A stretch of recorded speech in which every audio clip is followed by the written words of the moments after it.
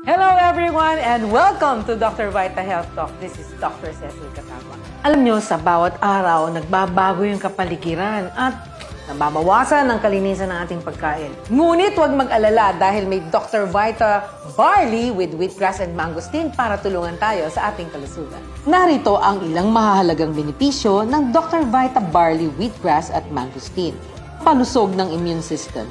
Ang Dr. Vita Barley, wheatgrass at mangosteen ay mayaman sa vitamina C at iba pang mahahalagang bitamina at mineral na makakatulong upang palakasin ang ating immune system, upang maproteksyonan tayo laban sa iba't ibang sakit at malabanan ang anumang mikrobyo.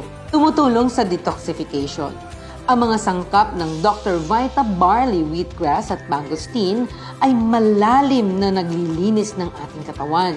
Tinatanggal nito ang mapaminsalang toxins at nagpapabuti sa ating digestive system. Ito ay isang natural na paraan upang linisin ang ating katawan mula sa mga nakakapinsalang substances. Tumutulong sa paghina ng inflammation. Ayon sa mga eksperto, ang inflammation ang root cause ng napakaraming sakit katulad ng diabetes, heart disease, and even cancers. Nagpapabuti sa balat. Ang Dr. Vita Barley, wheatgrass at mangosteen ay mayaman sa mga antioxidant na nagpapalakas sa ating balat para mapigilan ang maagang pagre-wrinkles at sagging. Napipigilan din ng Dr. Vita Barley, wheatgrass at mangosteen ang mga karaniwang impeksyon na kumakapit sa balat.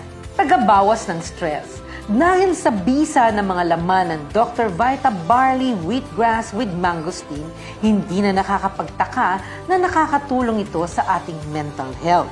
Ito ay tumutulong sa pagbabawas ng stress at nagbibigay ng mas mataas na antas ng kasiyahan at kaligayahan sa ating pang-araw-araw na buhay.